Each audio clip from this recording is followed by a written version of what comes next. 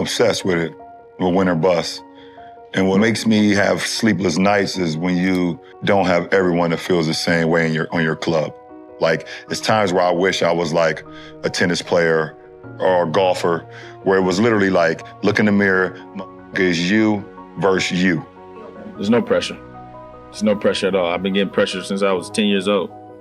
I don't think there's no pressure for me because I'm doing something that I love to do, and that's play the game of basketball. I think your surroundings growing up turns you to a dog. It's just in me, man.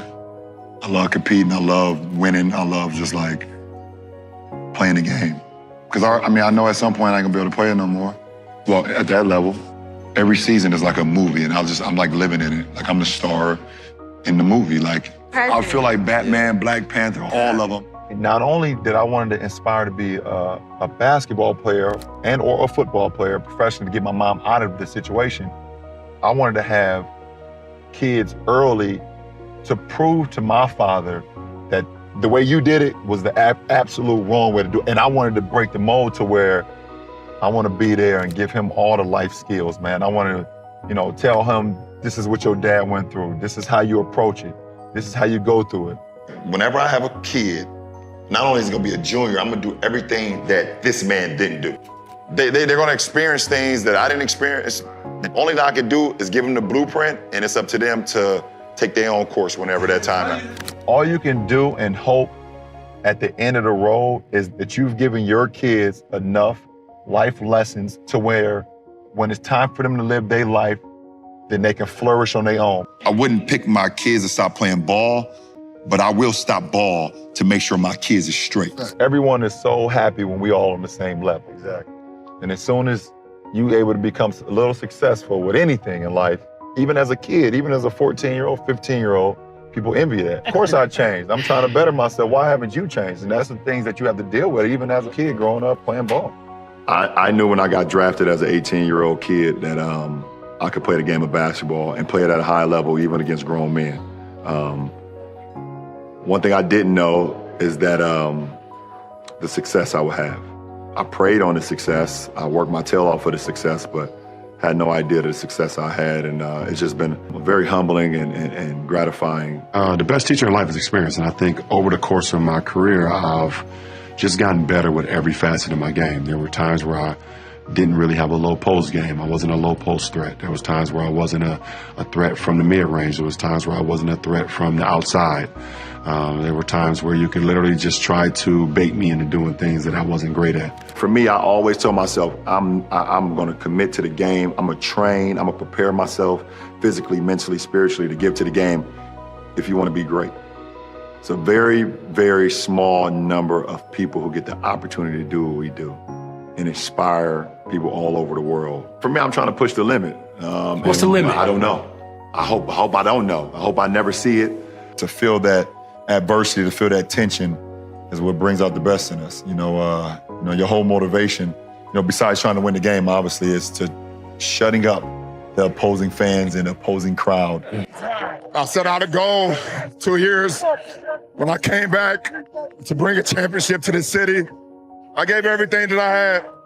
I poured my heart, my blood, my sweat, my tears to this game, and against all odds, I don't know why we want to take the hardest road. I don't know why the man above gives me the hardest road, but it's nothing the man above don't put you in situations that you can't handle. And I just kept that same positive attitude, like, instead of saying, why me? They're saying this is what he want me to do. I'm true to the game, and I know what I bring to the table.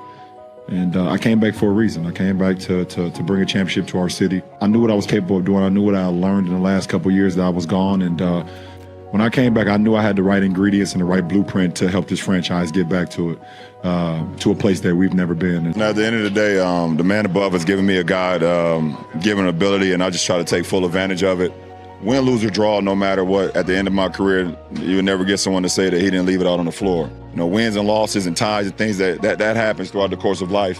It's just how you pick yourself up. It's how you continue to get better and better. And the difference between me and a lot of other people, or a lot of people that's played the game of basketball, they get so in depth and so deep about, putting everything in the game of basketball. I'm true to who I am.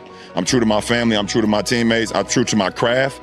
And then at the end of the day, whatever happens, happens. So, I could care less about a finals record. I could care less if I don't, play well at this game, or, if my teammates don't show up, because I know how much I put into the game and nobody can ever take that away from me. As far as being an NBA player, how to approach it, how your body and things of that nature, how do you continue to, stay consistent? I've learned all of that on my own, all on the fly, because I never had somebody that I could go to. So, and nobody ever kind of lended their hand to me. And so I've kind of just figured it out. I never cheated the game. I never cheated the game. I never cheated the process. But for me, off the floor, I think me having my own school in my hometown, me inspiring kids all over the world, being active in politics at times, or social justice and things that goes on in regular life, those are the things that I hope people talk about as well, because those are things that last forever. I hope that we've instilled enough vision in them that they look and see the passion that we put into what we do on a day-to-day basis. You just hope that you've done enough. I've had goals throughout my whole career, on the court. I wanted to be the rookie of the year my rookie year. I wanted to be an all-star. I wanted to win championships. I wanted to be the MVP of the league. I wanted to be defensive player of the year. I wanted to lead the league in assists.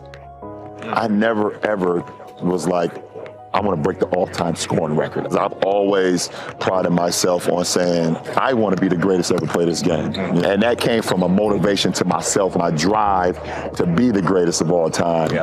Every so many years, they come out with a new roller coaster. And we've spent plenty of times going up and just testing out the new roller coaster.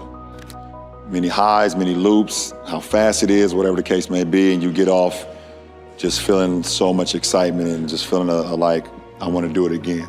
And I think my career has been like that. Your stomach drop at times, you're excited, you're yelling, sometimes you can't breathe, but you always want to do it again.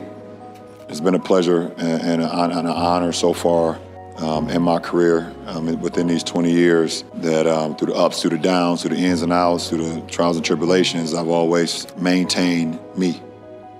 And I've done it my way. I didn't want to emulate anybody. I wanted to give praise to everyone that came before me. I wanted to acknowledge that I'm a historian of the game, but I didn't want to emulate nobody. I wanted to be myself.